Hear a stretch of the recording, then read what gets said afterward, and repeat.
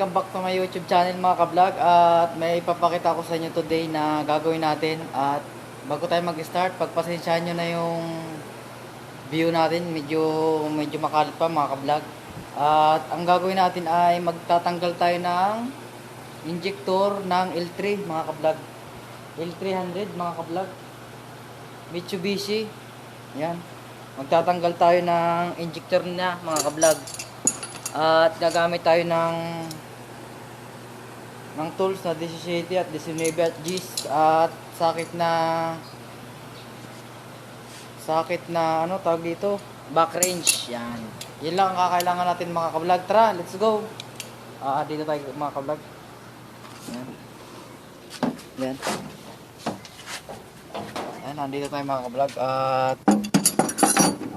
ito na nga, magtatanggal na nga tayo mga ka-vlog ng injector. Yan, umpisa. A few minutes later. Ito na nga mga ka-vlog yung tatanggalin natin na L3. Tatanggalin natin yung injector niya mga ka-vlog. At L3 Mitsubishi siya mga ka-vlog.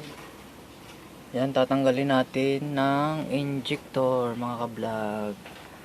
Ayan, bali 4 na injector siya mga ka-vlog. Ang gawin natin na iluluagan muna natin. Luwagan ko muna. Luwagan muna natin mga ka-vlog. Madali lang naman to mga ka-vlog tanggalin. Yan. Madali lang yung mga ka-vlog.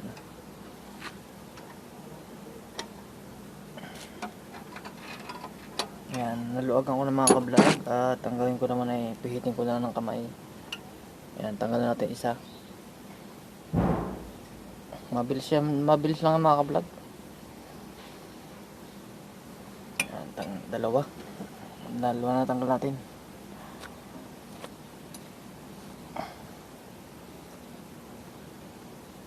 Yan, 3. Medyo lang mainit pa kasi kapapatay lang ng makina na to.